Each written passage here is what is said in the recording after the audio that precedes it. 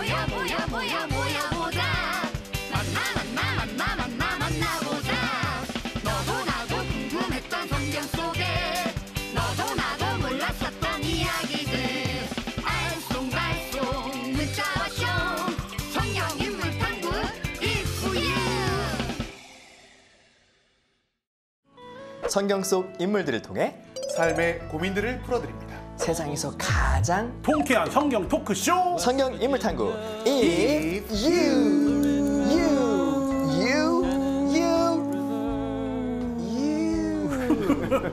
오, 그냥 바람이 쌩쌩 부네요. 있다 없으니까. 예, 네. 원래 저희가 처음에 이렇게 진이 아가다 자매님을 모셨을 때 저의 입장은 좀 난처했단 말이에요. 그렇죠. 좀 강력하셨다. 근데 또 어느 순간부터 정이 들고 도와도 주시고 하셨다가 안 계시니까 이대로는 안 될 것 같은 느낌이 좀 듭니다. 큰 협조자를 잃은 느낌. 네. 야, 다음 게스트가 상당히 부담스러워하는 멘트를 좀 하셨는데 저와 손발이 착착 맞았던 네. 한 그 자매님이 있어서 오늘 제가 초대를 했습니다. 손발이 맞아서 네. 여전히 뭐랄까 흥부자이자 저와 찰떡궁합이 잘 맞을 것 같은 귀염귀염 서미주 세실리아 자매님 모시겠습니다.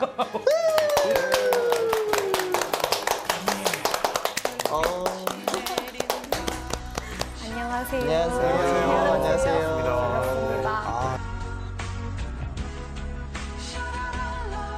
이렇게 TV로 뵈니까 기분이 새로운데 우리 그거 한번 해봐야죠. 자, 미주 씨 군대 다녀왔어요? 다녀왔습니다.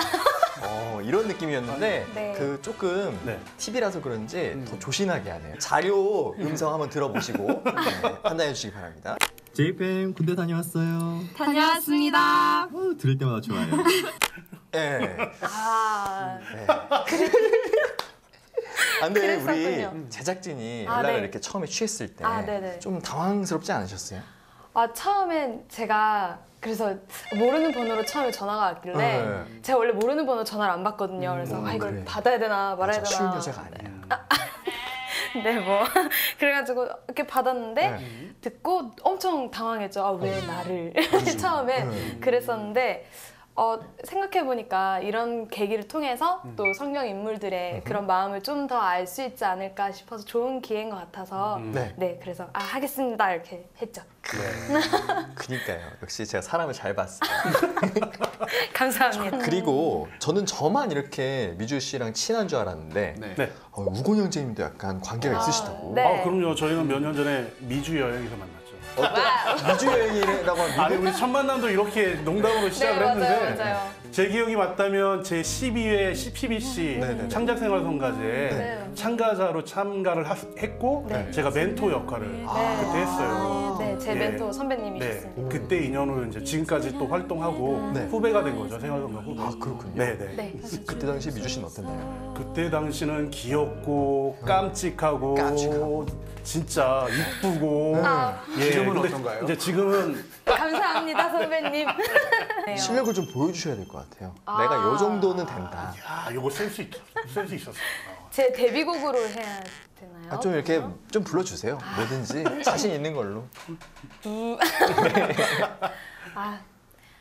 빛을 향해 딛는 나의 발걸음, 그 빛을 향해 가는 나의 두려움, 빛을 향해 가는 나의 설레임 받아주소서까지. 가수네 가수. 감사합니다. 가수 맞잖아요. 그렇죠. 가수. 아니 우리 후배 가수를 무시하시는 거예요. 맞다. 예. 자, 각오 한마디 한번 들어보기 시작하도록 하겠습니다. 청년 대표로 제가 또 여기 와 있잖아요. 그래서 제가 청년들의 마음을 이제 대변할 수 있는 그런 자리를 해보겠습니다. 굉장히 떨리네요. 떨림이 전해져서 저도 덩달아서 막 기분이 좋아지려고 그러는데 자, 세상에서 가장 통쾌한 성경 토크쇼 성경 인물탐 If You. 자, 오늘도 새로운 출연자와 함께 본격적으로 시작을 해볼 텐데요. 자, 그래서 오늘 도착한 고민 사연들을 볼 차례인데 어떤 청년들이 어떤 고민을 보내줬는지 오늘 우곤 형제님께서 소개 좀 해주세요. 제가 청년 때 활동했던 공동체예요. 네. 서울대교구 청년 성령쇄신봉사의 루아에 네. 계신 청년분들이 고민 사연을 보내주셨어요. 너무 오늘 기대됩니다. 예. 오, 그럼 과연 어떤 고민 사연이 들어왔을지 영상을 통해서 바로 확인하시죠. 좀 완벽주의여서 제가 그래서 후배를 많이 좀 가두려고 한 면이 있어요. 그래서 아마 후배가 좀 힘들어했던 면이 있을 거예요.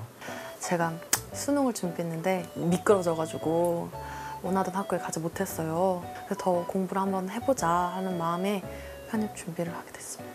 계속 공부만 하다 보면 돈이 좀 많이 나가잖아요. 막 학원비, 밥비 되게 이렇게 이런저런 많이 나가는데 공부하지 말고 취업해가지고 그냥 빨리 보탬이 되라 이런 생각이신 것 같은데 제가 욕심 때문에 이 길을 계속 좀 가고 있는 게 아닐까라는 생각이 요즘 좀 많이 드는데 특별한 목표나 그런 것도 없이 그냥 단지 학생의 신분으로 더 있고 싶어서 아빠는 빨리 졸업하길 바라셨는데 1년 휴학을 했었거든요. 그게 그때는 그냥 저 자신만을 생각하고 그렇게 했었는데 지금 되돌아보니까 제가 직장 생활을 해보니까 되게 큰 불효였구나. 생각을 내려놓지 못하는 게 가장 큰 고민이에요. 계속 그 하느님의 뜻에 대해 찾고 있거든요. 근데 그게 저한테 정확하게 그러니까 잘 모르겠어서 그거에 대한 그게 욕심이라면 저한테는 그게 제일 큰 욕심? 취업을 통해서 하기 위해서 희생 가족이나 저나 모든 저희 큰 소중한 사람들이 희생을 해야 하기 때문에 그런 점이 너무 힘듭니다. 네, 오늘 사연을 보내신 서울대교구 청년 성령쇄신봉사회 루하 봉사자분들 모두 고맙습니다. 발음이 어려우신가? 이게 어렵네요. 어려운데. 그런가요? 네. 성령쇄신봉사회. 네, 청년 성령쇄신봉사회. 제가 봉사하고 좀 거리가 먼지. 죄송합니다. 네. 자, 이렇게 청년들의 고민을 진짜 진솔하게 말을 해줬잖아요. 저 같은 경우에는 하나의 뭔가 이렇게 욕심이 나서 목표가 생기면 하고 가는 편이거든요. 그래서 더더욱 좀 뭔가 반성되기도 하고 부끄럽기도 하고 그랬어요. 저도 아무래도 같은 청년이다 보니까 뭔가 휴학했다는 아까 그 자매님도 그렇고 저도 휴학을 한번 해봤던 경험이 있거든요. 네. 근데 물론 제 욕심 때문에 네. 그래서 부모님께 굉장히 죄송했던 그런 일이 있어서 굉장히 많은 공감을 했던 것 같아요. 네. 뭐 저는 전체적으로 거의 다 비슷한 생각들을 하고 있구나, 그죠. 욕심이 있구나라는 생각이 들어서 네. 반가웠습니다. 하긴 근데 이게 말로 보면 열심, 욕심은 한 끗 차이잖아요. 네. 그쵸? 한 끗 차이인데 어느 순간 그 열심이 욕심이 변하면서 선을 넘어버리게 되는 그런 경험을 많이 해요. 근데 그럴 때 알아차리는 순간 있잖아요. 네. 내가 진짜 이게 욕심 부리는 거구나. 그런 순간도 있으세요? 저는 제가 지금 한 몸매 하잖아요. 그쵸. 예, 뭐 곡선 저희 괜찮고. 아버지가 좋아하십니다. 그래요? 예, 예. 근데 저는 사실 이렇게 옷을 사러 가면 일단 디자인 안 보고 제 사이즈에 맞는 걸 먼저 찾는 게 화가 나는 거예요. 그러고 있는데 또 저희 지도신 분이 지나가면서 야, 그래도 교회에서 활동하고 있는데 몸매 관리 좀 해야 되지 않느냐 이런 이야기를 하시는 거에 그냥 또 제가 꽂혀가지고 열심히 이제 운동을 해서 2달 동안 18kg 정도 뺀 적이 있어요. 그게 가능해요? 정말로. 근데 정말 제가 입고 싶었던 게 이렇게 맞기 시작을 했는데 그러고 그 후에 성가의 이제 특성을 부르려고 성당에서 딱 있는데 분명히 제가 노래를 하고 있는데 제 목소리가 안 들리는 거예요.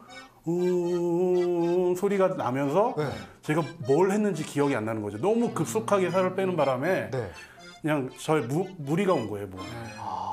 예. 그래서 이건 몸무게를 한꺼번에 네네 빨리 시간에 그게 제 욕심이었죠. 천천히 뺐어야 되는데 빨리 빼고 싶어서 2달 만에 그렇게 빼니까 그래서 이 길이 내 길이 아닌가 보다. 그래서 그때부터 그냥 보통 사람으로. 너무 극단인 것 같아요. 이거 아니면 그래서 그냥 만족하고 있습니다 지금. 예. 아버지가 좋아해요. 다음에 한번 뵙는 걸로. 저도 이제 저는 반려동물을 되게 좋아하거든요. 강아지나 이제 고양이를 되게 좋아하는데 보통 이제 부모님들이 이제 그런 거 관리를 자녀들이 안 하니까 싫어하시잖아요. 약간 알레르기도 조금 있으시고 근데 제가 너무 좋아하는 마음에 되게 데리고 온 거예요. 그럼 이제 버릴 수는 그쵸, 없잖아요. 너무 키우고 싶은 제 욕심에 딱 데리고 왔는데 지금 한 1년 정도 됐거든요. 근데 가끔 어머니가 힘들어하시는 모습 보면 너무 죄송한 마음이 들기도 하지만 어떡해요, 뭐 이미 뭐 왔는데. 근데 뭐 저도 뭐 다들 익히 느끼셨겠지만 좀 은근한 욕심쟁이에요. 그래가지고 또 막 잘하고 싶고 사람들한테 잘 보이고 싶은 그런 욕구가 특히 군대에 있을 때 좀 많았던 것 같습니다. 자꾸 군대 얘기하지? 군대 얘기 자꾸 하면은 약간 좀 그래요. 그런 건데. 여튼 그 병장 계급일 때 관리자가 되잖아요. 약간 어느 정도. 근데 너무 못하는 친구가 있는 거예요. 인간관계도 그렇고 일도 그렇고 그래서 혼내고 싶은데 제 손을 더럽히고 싶지 않은 거죠. 그래서 이제 제 밑에 이제 군기반장 친구를 이렇게 쓱 불러가지고 이 있잖아요, 다윗이가 인사를 좀 이상해. 여튼 수고해. 이렇게 가는 거죠. 그럼 이제 그 친구는 뭐지 이게? 그래서 이제 불러가지고 다윗아 너 왜 그렇게 했어? 그러면서 죄송합니다 이렇게 하고 있잖아요. 그걸 또 봐요. 잘했네. 그리고 이제 가가지고 다윗이가 막 너무 힘들어 이러고 있을 때 가가지고 무슨 일이야? 친구야. BX나 한번 갈까? 해가지고 이제 가서 맛있는 게 먹이고 이렇게 인사는 잘하면 돼. 너무 하신 거 아니에요? 욕심이 아니라 비열하고. 근데 사실은 제가 시켰는데 그런 식으로 이제 이렇게 하고 그 평가는 이제 간부님들이 의석이가 병장 하니까 잘해? 평가는 제가 잘 받고 막 그랬던 적이 있었었죠. 지금은 아닐 거예요. 훌륭한 병사로 사람이 안 변하죠, 잘. 삶은 길더라고요. 자, 지부님께서도 이런 거 있으시겠죠? 이렇게 같이 여러 친구들하고 여러 사람들하고 같이 지내다 보니까 저는 욕심이 아니라고 생각하는데 근데 최소한 이 정도는 해야 되지 않느냐라는 선이 부딪힐 때들이 좀 있어요. 그럼 이제 힘들어하는 모습들이나 어려워하는 모습들 보면 이게 내 욕심이 아닌가. 사람들마다 갖고 있는 생각들도 다르고 그쵸? 또 여러 사람들이 모여 있다 보면 그런 거 되게 많이 느끼게 되는 것 같아요. 참 어려운 것 같아요. 그래서. 맞습니다. 그게 욕심이라는 게 사람이기 때문에 어쩔 수 없는 것 같긴 한데 그 성경 속에 그러면 욕심을 막 많이 부렸던 인물이라든지 뭐 그런 것들을 한 분씩 떠올려봐도 좋을 것 같아요. 전 딱히 막 이렇게 떠오르는 게 복습을 좀 열심히 하는 사람이니까. 그 우리 지나갔던 인물 중에 요셉, 야곱 뭐 그때 그 라반이라는 인물이 있었어요. 그렇죠. 네, 그 막 대리서이처럼 계속 부리고 그 인물이 참 욕심쟁이였던 것 같습니다. 야곱으로 딱 끝날 줄 알았는데. 그래서 역시 배운 걸 복습을 잘했다라고 했는데 그 틈새 시장이라고 쓰이는 라반을 끄집어내는. 저는 저는 잘 모르겠네요. 그래요? 정말로? 뭘까? 모르겠네요. 그럼 차차 적응하면 되니까. 그렇죠, 네, 그렇죠. 아니 저도 사실 되는 거 아니에요? 이거 기억이 안 나요. 욕심을 부렸던 스크루지는 아니잖아요. 스크루지 아저씨. 성경 인물 아니잖아요. 그렇죠. 지금 순간 당황했어요. 세실리아 선배님이 오고 나서 이상하게 딴 방향으로 가는 것 같은데요. 후배니까 제가 조금 그래요 지금. 신부님께서 좀 힌트를 좀 주세요. 이 어떤 인물들이 욕심을 부렸는지. 아니 우리 봤던 인물들 다 욕심 부렸잖아요. 네. 아브라함도 아내 그렇게 해가지고 그죠. 나도 좀 적 좀 잘 보자 막 이러고서는 부자 되기도 하고 아까 얘기했던 야곱 같은 경우 아주 전형적으로 볼 수 있고 뭐 라반도 볼 수 있고요. 우리가 지금까지 봤던 사람들도 다 욕심이 있었던 것 같아요. 자, 그럼 과연 오늘 청년들의 고민과 함께할 성경 속 인물은 누구인지 저희가 냈던 어떤 답변들 중에 그 인물이 있었을지 청년들의 영상으로 함께 확인하시겠습니다.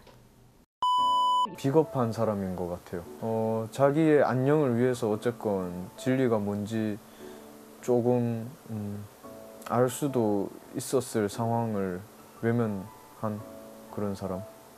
그동안은 약간 그냥 방해꾼 같은 느낌이었는데 요즘에는 평가에 대한 두려움이 많은, 겁이 많은 사람이라고 생각해요. 왜냐하면 그 너에게 소원일 말해봐라, 내가 들어줄게 이러면서 그 많은 사람들 앞에서 얘기했잖아요.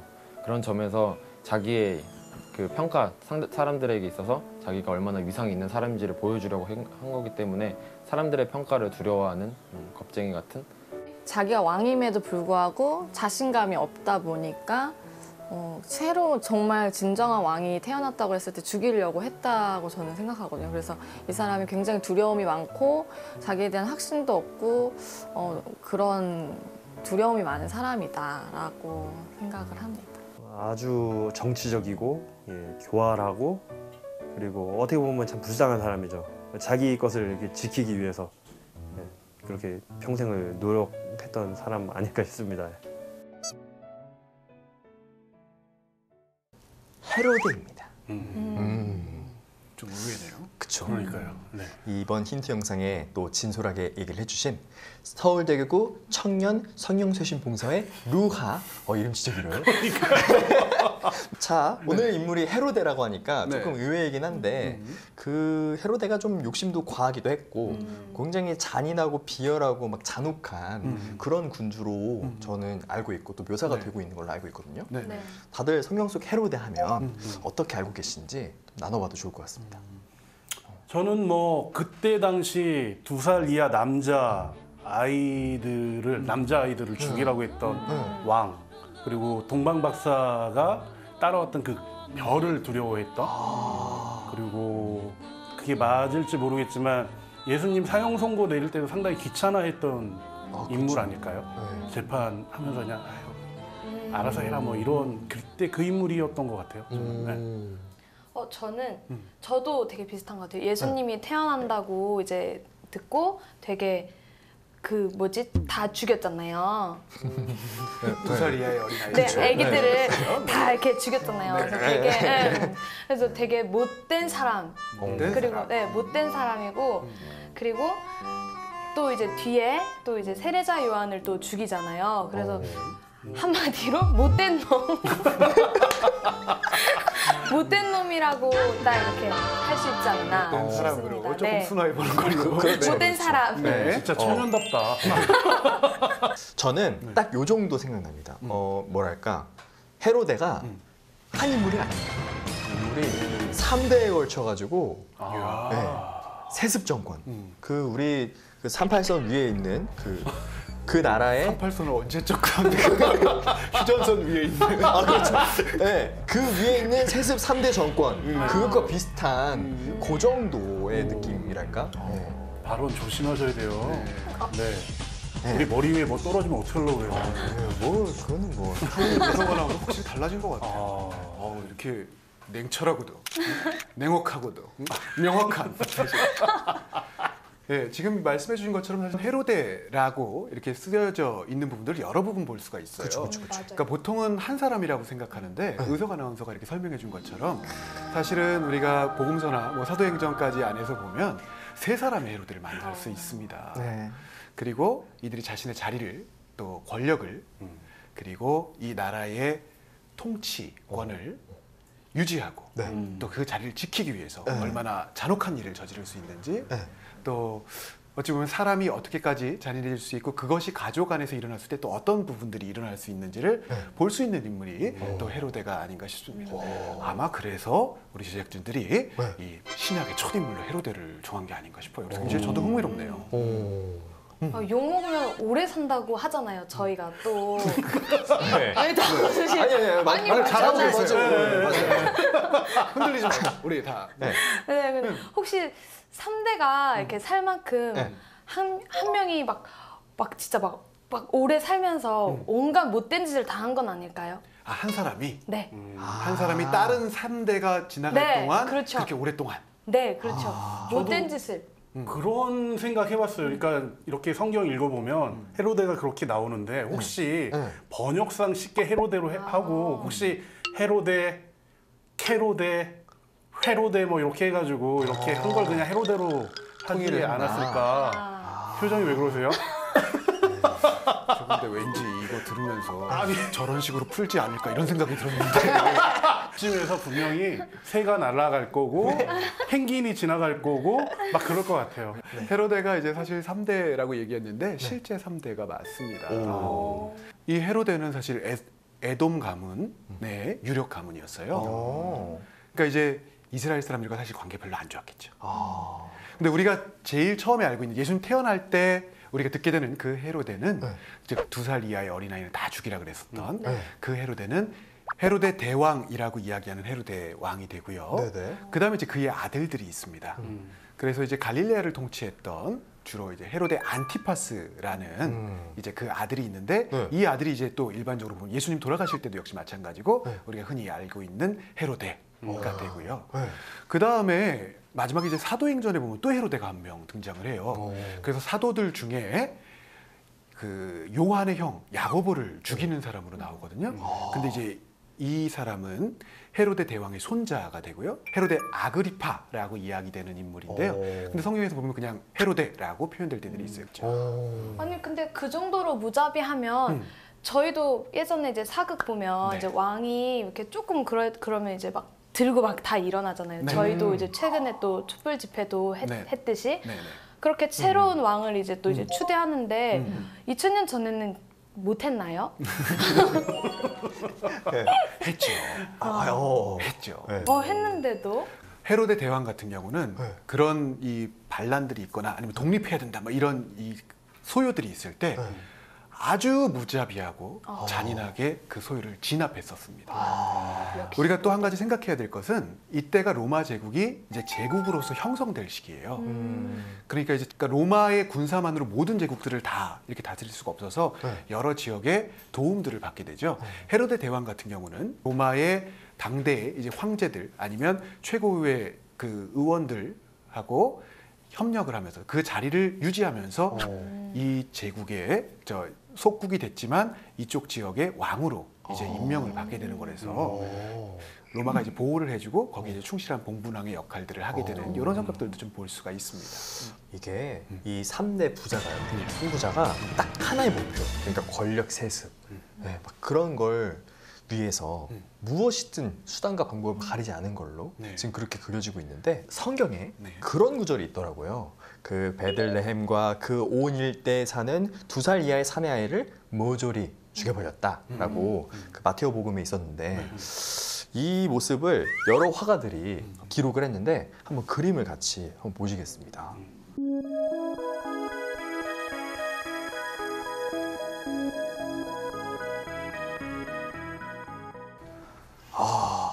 그림이지만 굉장히 잔혹합니다. 그러니까 이게 가장 약하고 힘없는 아이들을 저렇게 그냥 잔혹하게 살해를 했다는 건데 그림 보신 소감이 어떠세요, 다들? 아까 그림 보는데 중간에 이제 아기를 안고 도망치는 엄마의 모습이 또 있더라고요. 굉장히 같은 여자로서 제가 아이를 낳아보진 않았지만 굉장히 마음이 좀 뭔가 되게 아프고 좀 그러네요. 좀 굉장히 또 화나네요. 그래요? 부들부들. 네. 나쁜. 네. 그렇죠. 에이 나쁜 사람. 아니 근데 저는 뭐 우리나라 역사 안에서도 그런 게 좀 의문점인데 물론 왕이 죽이라고 해서 죽이긴 하지만 어떻게 보면 군사들이 저는 더 잔인하다는 생각이 드는 거예요. 명령이긴 하지만 어떻게 저럴 수 있을까라는 생각? 본인들도 아마 아비인 사람들도 있을 텐데 부모였을 텐데 좀 그런 마음이 순간 들었어요. 좀 마음이 찹찹합니다. 시무님, 그런데 이게 그냥 기록상의 그게 아니고 실제로도 저렇게 했나요? 그렇겠죠.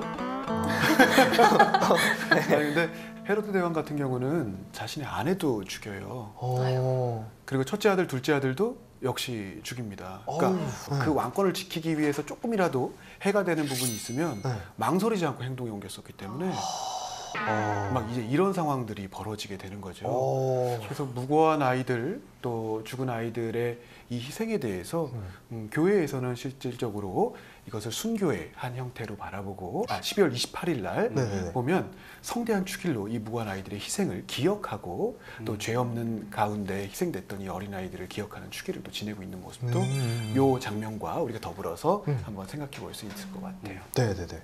근데 우리가 살면서 나쁜 건 좀 담지 마라 뭐 이런 말들 하시잖아요. 뭐 부모님들도 그렇고 저도 많이 듣는데 근데 헤로데는 그랬단 말이죠. 그래서 이 성경 속에서 직접 찾아서 어떤 점을 닮았을지 읽어보면 좋을 것 같습니다. 헤로데가 요한을 의롭고 거룩한 사람으로 알고 그를 두려워하며 보호해 주었을 뿐만 아니라 그의 말을 들을 때 몹시 당황해하면서도 기꺼이 듣곤 하였기 때문이다. 그런데 좋은 기회가 왔다. 헤로데가 자기 생일에 고관들과 무관들과 갈릴리아의 유지들을 청하여 잔치를 베풀었다.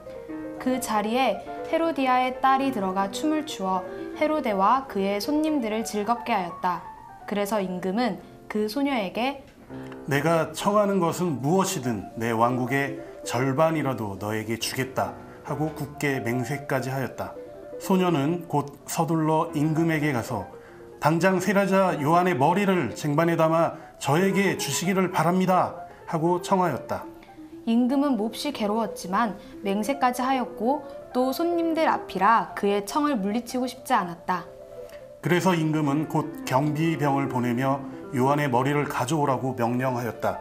네, 저희가 마르코 복음의 한 장면을 이렇게 함께 읽어봤는데 네. 이 성경 속에 드러난 이 헤로데의 성격 어떻게 보세요? 저는 헤로데의 그런 권력이 엄청났구나라는 느낌이 뭐였냐면 무엇이든 원하는 것을 해주겠다라고 하잖아요. 그걸 보면서 정말 그때 지금도 그런지 모르겠지만 권력이라는 게 저렇게 뭔가 무섭고 뭔가 이렇게 정말 본인들 입장에서 뿌듯하고 막 그러지 않았을까라는 생각도 읽으면서 해봤어요. 네. 뭐 신부님 이 정도면 뭐 헤로데가 그 딸을 이용해서 세례자 요한을 어떻게 죽일 함정을 봤다. 이렇게도 해석을 할 수 있을까요? 그렇게까지 보면 조금 너무 간 것 같고요. 근데 뭐 아까 우석 아나운서 얘기했지만 그렇게 했지만 우석 아나운서가 나쁜 사람은 아니잖아요. 군대에서 그렇게 했다는 그렇죠. 헤로데 안티파스도 좀 그렇게 봐야 되지 않을까? 이런 생각이 좀 들어요. 지금 사실 여기서 얘기하고 있는 헤로데는 그 아버지 대왕 헤로데의 아들인 헤로데 안티파스라는 왕입니다. 주로 그 지금에 보면 이제 갈릴레아 지역에 세 아들로 이 왕국이 분열되게 되는데 거기서 갈릴레아 지역을 통치를 했었고요. 여기에 사실은 심각한 문제가 있었습니다. 무슨 문제가 있었냐면 이 위쪽에는 필리포라고 하는 이 이복 형제가 이복 동생이 헤로디아라는 사람과 결혼해서 살고 있었어요. 근데 이 헤로데 안티파스가 자신의 이복 동생의 아내인 헤로디아와 결혼을 합니다. 네? 이게 정말 이 헤로디아는 또 헤로데 안티파스 입장에서 보면 조카가 되기도 해요. 물론 이제 그 당시에는 왕실가 안에서 이런 부분들이 되니까 뭐 난리가 나고 있는 거죠 지금. 그러니까 필리포와 이혼을 하고 헤로디아와 결혼을 하게 되죠. 근데 이때 헤로데 안티파스는 역시 또 부인이 한 명 있었어요. 네? 아니 원래 이제 자기 정식 부인이 있었던 거죠. 그 이제 그쪽 지역의 나바테아라는 이제 지역에 공주하고 결혼을 했던 건데 헤로디아하고 결혼하기 위해서 이혼을 해버립니다. 그러니까 뭐 진짜 콩가루네요, 콩가루. 아니, 그러니까 족보가 멍멍족보예요, 멍멍족보. 멍멍족보. 아, 진짜 굉장히 복잡합니다 이게. 근데 참 희한한 것은 결국은 이 부분 때문에 제가 아까 이혼했다 그랬잖아요. 그럼 이제 나바테아 왕국이 있었을 거 아니에요. 그러니까 헤로데 안티파스의 장인이 그 자기 딸의 명예를 또 회복하기 위해서 또 쳐들어옵니다. 근데 그렇다 그래서 그럼 헤로데 안티파스가 완전히 나쁜 사람이었을까? 세례자 요한을 그렇게 헤로디아가 죽이려고 했음에도 불구하고 그의 이야기를 경청하고 또 그 부분에는 굉장히 다른 사람들과는 좀 다른 모습을 보이는 게 헤로데 안티파스가 갖고 있는 모습이기도 해요. 아까 의석 형제 봤을 때 다들 막 비판할 것 같았지만 우리가 의석 형제를 보면서 그렇게 완전히 비판하지 않는 것처럼 그런 모습도 역시 생각해 볼 수 있지 않을까? 뭐 이렇게 보면 될 것 같아요. 신부님 설명 들어보니까 네. 세례자 요한이 충분히 이제 헤로데를 굉장히 비판할 만했던 것 같아요. 왜냐면 저희 이제 십계명에도 남의 재물 그리고 남의 아내를 탐하는 거는 이제 또 죄로 이제 또 하잖아요. 그 당시에 율법이 완전히 그래서 저촉 때는 굉장히 큰 잘못으로 모든 사람이 비판을 받을 만한 행동이었고요. 근데 왕이기 때문에 비판을 못 하고 있는데 세례자 요한은 거기서 대놓고 정확하게 이야기를 했던 거죠. 멋있다. 아니 근데 저는 참 오늘 제가 이게 방송만 아니면 막 문자가 막 나올 것 같은데 아빠 입장에서 보면 자녀들에게 사실 더 좋은 걸 주려고 하고 이렇게 하는데 이렇게 보면 이용하잖아요. 딸을 좀 제가 이용하는 것 같고 그 세례자 요한의 말을 경청하고 그런 게 있음에도 불구하고 결국 딸의 부탁이라고 하면서 그냥 또 딸의 이야기를 이렇게 죽이잖아요, 이름으로. 수용을 하고 그냥 거기서 안 된다라고 얘기하지 않고. 그러니까 이거 욕심으로 자기 거만 너무 많이 챙기는. 아니 저도 나중에 혹시라도 권력을 가지면 그럴까? 저는 아무 생각. 내 생일날 모든 사람들이 다 와 있었어요. 그냥 딸하고 그 얘기가 아니라. 그래서 내가 너무나 기분이 좋아갖고 나라의 반도 다 주겠다 그랬어요. 근데 그 다음에 그러면 쉽게 돌릴 수 있었을까? 이런 생각이 전 들긴 해요. 다들 예스라고 할 때 노도 하고. 어찌 보면 이게 우리가 일반적으로 갖고 있는 모습이 아닐까라는 생각이 들어요. 사람들에 대한 체면, 이게 옳은 길이라는 건 아는데, 그리고 이렇게 가야 된다는 건 아는데 그것을 행동하기가 또 어떤 면에서는 얼마나 어려운가, 저는 그냥 그 모습이 조금 더 와닿는 것 같아요. 자, 이렇게 내가 바라는 목표나 위치 또 체면을 지키기 위해서 모든 수단을 마다하지 않은 우리 헤로데. 납득하기 힘들었던 그의 모습을 저희가 또 만화로 각색해서 또 만나요? 그 시간이 또 만나요? 준비해놨습니다. 여러분 함께 만나보고 오시죠. 최근 사람들에게 선망의 도시로 떠오르고 있는 예루살렘시. 환경 영향평가 최고 안전 등급. 대학 진학률 1위. 범죄 없는 도시. 불모지나 다름없던 예루살렘이 부상하기 시작한 건 새로운 시장 헤로데가 오고부터입니다. 무조건 밀어붙여. 시장님, 그렇지만 남자 아기들은 똑같기만 해선 주목 못 받아. 선거가 코앞인데 해이하게 이럴 거야? 예루살렘 만 2세 이하 여아에게 보육비 1,000만 원 지급. 봤어? 실검 1위 오른 거. 이런 게 정치라고. 시장님, 김 의원님 급하시다는데 바꿔드릴까요? 없다고 해. 지금 급한 회의가 있으셔서. 없기는 다 들었어. 네가 나한테 이런다 이거지? 헤로데 너희 녀석. 죄송합니다. 해결됐어? 네. 그런데 김 의원님과 절친 아니십니까? 절친은 무슨, 정치에 그런 게 어딨어. 부동산 투기한 거 걸렸대. 김 의원도 이제 끝이야. 앞으로 그쪽에서 연락 오면 무조건 끊어. 예. 알겠습니다. 여보, 큰일 났어. 무슨 큰일? 나 벌써 대통령 하래? 아니, 그게 아니라 우리 둘째 군대 뺀 거 기자들이 알아챈 모양이야. 집 앞에 기자들이. 아니, 지금이 얼마나 중요한 때인데. 아니, 당신이 기사 좀 막아주면. 내가 여기까지 어떻게 왔는데 기사 못 막아. 그럼 어떡해? 우리 아들 군대 보내?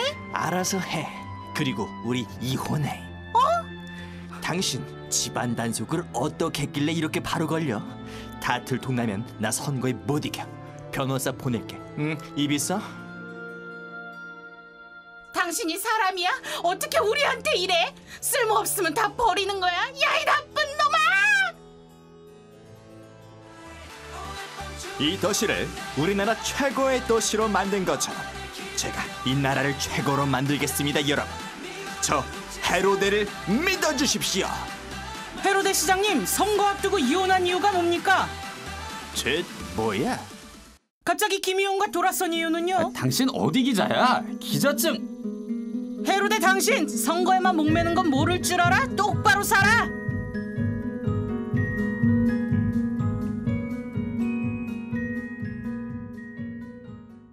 아우, 만화인데도 어쩜 저렇게 얄미울까요? 그러니까 진짜 뒤통수 한 대를 냅다 이렇게 때려주고 싶은 그런. 다들 어떻게 보셨어요? 저는 진짜 한번 꼭 이렇게 보고 싶었거든요. 그쵸? 가까이에서. 네. 너무 재밌어가지고. 그쵸? 네, 정말 재밌게 봤고, 또 이렇게 뭔가 현대식으로 또 이렇게 풀어내니까, 또 이렇게 각색해내니까 더 얄밉게 느껴지네요. 더 와닿는 것 같아요. 이렇게 각색해서 보니까. 그렇죠. 네. 이혼해. 아니 그러니까 저 이거 만화 보면서 또 은석 아나운서가 했잖아요, 녹음을. 정말 이게 주먹이 이렇게 쥐어진 리얼한. 근데 점점 실력이 늘어나시는 것 같아요. 고맙습니다. 아니 그래서 진짜 이렇게 때려주고 죄송해요. 그 정도. 죄송해요. 그런 실력을 줄이도록 하겠습니다. 그럴 정도로 몰입했습니다. 진짜 우리가 무언가를 얻고자 하고 그다음에 사실은 어떤 면에서는 지금 되게 막 붕괴하고 비판하고 그러는데 저런 위치에 되면 저렇게 가는 경우가 너무나 많잖아요. 그러니까요. 아, 저게 그냥 예전에 있었던 얘기가 아니라 지금 똑같이 일어나는 일이구나. 우리는 또 하나의 헤로데의 모습으로 살아가는 거 아닐까 이런 생각이 좀 들어요. 아니 저희 그 사자성어 중에 보면 인과 응보라고 있잖아요. 오 지식인. 그 반드시 나쁜 일을 하면 반드시 벌을 받는다 이런 뜻이긴 한데 수많은 아이들을 그 학살했던 아빠 헤로데나 딸 뒤에 숨어서 숨어 있었던 아들 헤로데나 어떤 벌들을 받지 않았을까? 이건 꼭 벌을 받아야 된다라는 마음 막 나오고 있어서 맞아요. 좀 부들부들 좀 그렇죠. 하는 것 같은데 뭔가 이렇게 성경에서 이렇게 찾아봤을 때는 딱히 뭔가 벌을 받았다라고 막 생각할 만한 그런 건 제가 사실 공부를 안 해봐서 잘 모르겠지만 근데 제 생각에는 헤로데가 양심의 가치가 안 느꼈을 수도 있겠다. 뭐 이런 생각을 하게 된 게 얼마 전에 그 택시 운전사라는 그런 영화를 보게 되었습니다. 근데 거기에서도 뭔가 그 지시 뭐 이렇게 그렇게 해라고 지시하는 사람은 손에 피를 하나도 묻히지 않고 말만 하고 정작 그 손에 피를 묻힌 사람들은 군인들이거나 뭐 이렇게 그 밑에 사람들이란 말이에요. 마치 의석 아나운서가 군대에서 했던 것처럼. 오늘 계속 오늘 그렇죠. 근데 오히려 그래서 시킨 사람은 그냥 난 말 한마디 했을 뿐이다라고 그렇게 가책을 느끼지 않을 수 있고 나는 한 적이 없다 그리고 오히려 실제로 행한 사람들은 명령 때문에 하긴 했는데 계속해서 죄책감이 사로잡혀서 그렇게 살아갈 수 있겠다. 충격들. 그래서 저는 그렇게 봐서 헤로데가 후회하지 않았을 수 있다. 아니 근데 물론 제가 권력이라는 걸 안 가져봤으니까 뭐 잘은 모르겠지만 어두운 마음이면 그 어두움 속에서 계속 머물러 있다 보면 더 어두워지는 어떤 그런 거. 근데 그건 정작 본인은 주변에서는 악랄해지고 그렇다고 하지만 본인은 전혀 모르는. 아까처럼 내가 사람을 왜 죽였어요? 저는 안 죽였어요. 라고 할 수 있는 그런 것들이 어떻게 보면 양심이 요만큼도 없으니까 그렇지. 만약에 있다고 한다면 청문회도 보면 왜 저희가 저 사람이 거짓말하면 알잖아요. 뭐 이거 손을 이렇게 한다던가 시선이 다른 데로 간다던가. 근데 그렇게 철면피로 얘기하시는 분들 보면 저 사람은 일면의 양심도 없겠다라는 느낌이. 그래서 저는 그런 좀 뭐랄까요, 후회하는 순간은 없었을 것 같다는 생각이 들어요. 네, 그래서 헤로데 대왕 같은 경우는 사실은 그랬을 가능성이 높을 것 같아요. 그의 삶 자체가 어쨌든 로마의 격변의 시기 때 모든 권력을 얻기 위해서 삶이 점칠되어 있었고 그것에 대해서 뭐 죄의식을 느끼거나 양심의 가책을 느끼기보다는 내 자리가 위협받고 있다는 불안감이 훨씬 더 큰 상태에서 살았다라고 볼 수 있을 것 같고요. 헤로데 안티파스 같은 경우는 오히려 근데 죄책감에 시달리는 모습을 볼 수 있어요. 예수님에 대한 이야기를 듣자 헤로데 안티파스가 어떤 반응을 보이냐면 세례자 요한이 다시 살아서 돌아온 것이 아니냐.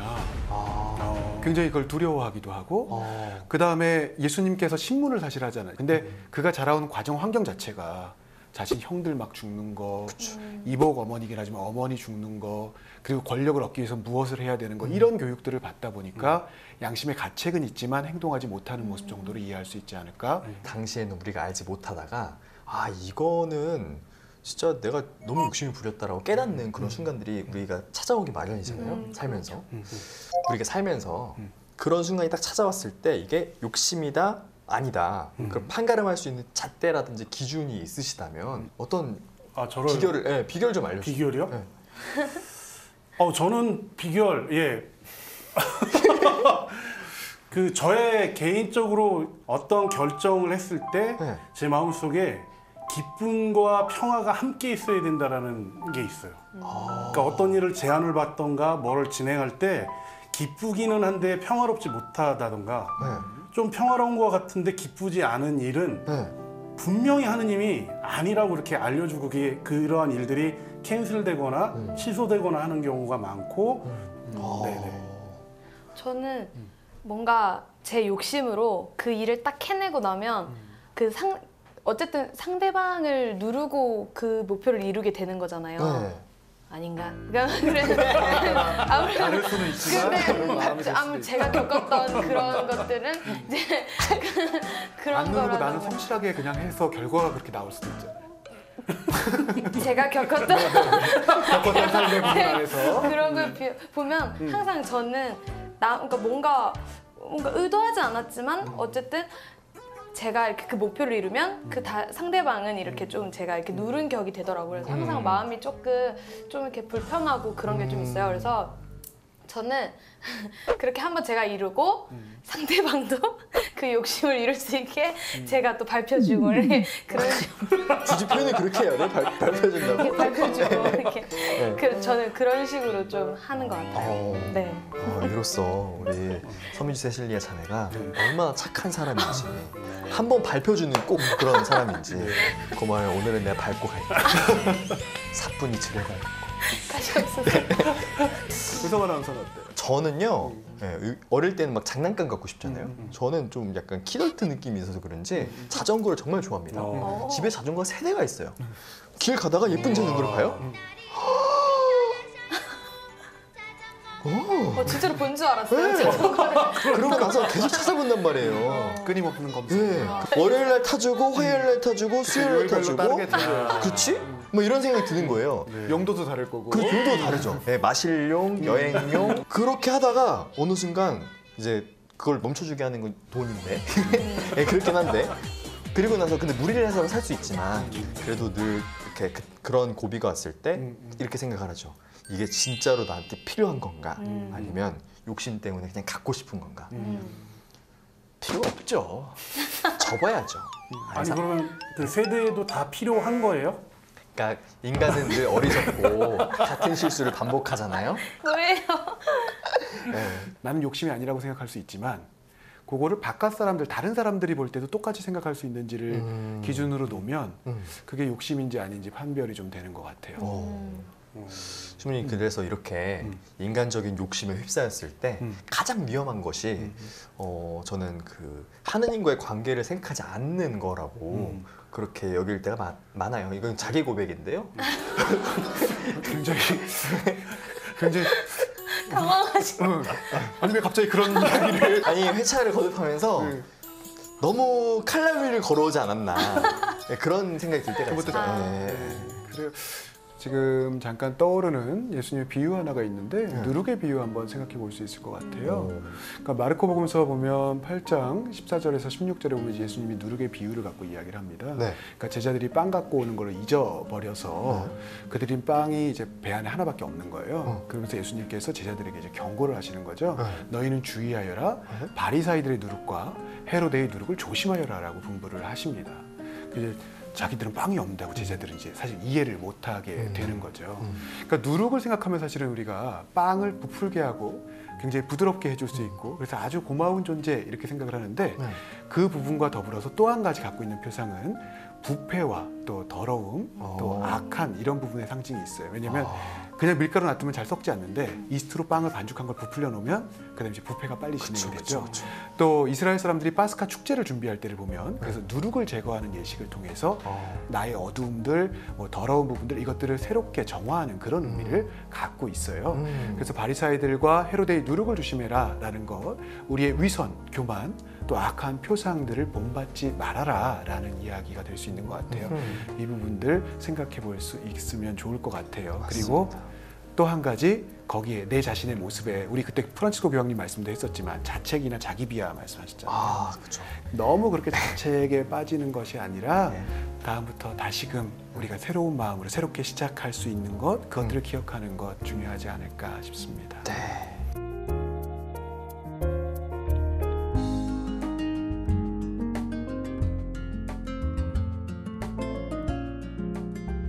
마지막 정리를 해보면 좋을 것 같습니다.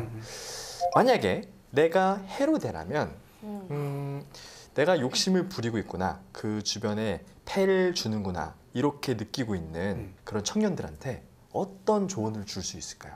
제가 먼저 할까요? 네. 내가 헤로데라면 인정해라. 욕심을 인정하고 그리고 주변 사람들 앞에 잘못한 사람들한테 무릎을 꿇어라. 그런 게 저는 보여야 된다고 생각을 해요. 주변 사람들이 그러한 일들 때문에 상처받고 아파한다면 인정하고 정말 사람들 앞에 무릎을 꿇어라. 그랬을 때 사람들이 인정해 줄 거다. 또 그런 생각이 들어요. 저는 내가 헤로데라면 네. 후회할 짓을 웬만하면 하지 말자. 네. 좋아요. 네. 좋아요. 네. 아 저도 굉장히 저한테도 해주고 싶은 말이에요. 왜냐면 저도 되게 욕심이 좀 은근히 조금 많거든요. 뭔가 물질적인 거에서 전 또 여자다 보니까 또 옷에 대한 욕심이 또 많아요. 그래서 근데 굳이 안 사도 되는데 그거 하나 더 사면 옷장이 터질 텐데 약간 그런 거 있잖아요. 얼마나 많길래. 이번에 또 다 정리했습니다. 이번에 또 싹 다 정리했는데 꼭 그렇게 하고 나면 후회를 하더라고요. 그래서 저는 후회할 짓을 웬만하면 하지 말자 라고 하고 싶네요. 네. 그렇다면 신부님께서도 이런 생각을 하실까요? 저도 어려워요. 근데 뭐 욕심 가지는 건 자연스럽다. 자연스러운 거다. 근데 그게 나한테만 이제 집중이 될 때 그런 게 문제인 것 같아요. 아까 맞아요. 뭐 누구와 같이 경쟁을 하게 될 때 내가 눌리고 이렇게 생각을 하잖아요. 그냥 당신께서 위탁하신 시간들을 또 내 열정을 가지고 성실히 살아간 그 모습이 결과에 내가 집착하지 않으면 그 친구하고 눌리고 이런 관계가 아니라 서로 그것 자체에서도 크게 문제가 되지 않을 수 있는 것 같아요. 네. 자 오늘 성경인물 탐구 If You 오늘 첫 시간으로 또 9번째 시간이지만 또 미주 자매님에게는 첫 시간으로 함께 하셨는데 소감을 안 들어볼 수가 없습니다. 사실 굉장히 많이 엄청 긴장해가지고 지금도 손에 조금 땀이 나는데 근데 또 막상 또 이렇게 와서 하니까 너무 재밌고 그리고 또 선배님도 계시고 이제 아나운서님 계시고 이제 신부님도 계시니까 굉장히 또 재밌고 편하게 했던 것 같아요. 아주 잘하셨고요. 네, 편안하게 우리 같이 청년의 모습으로 함께 하시면 될 것 같고요. 또 조그만 바람이 있다면 또 우리 의석 아나운서의 자리를 한번 노려보는 것도 괜찮지 않을까 뭐 이런 생각들을 해봅니다. 진짜 고민하네.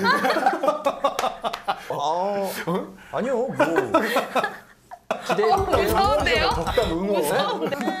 좋습니다.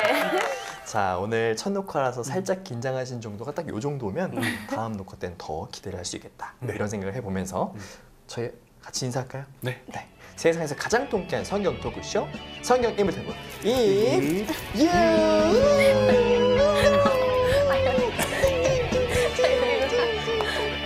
안 가르쳐줬는데. 다음 시간에 만나요.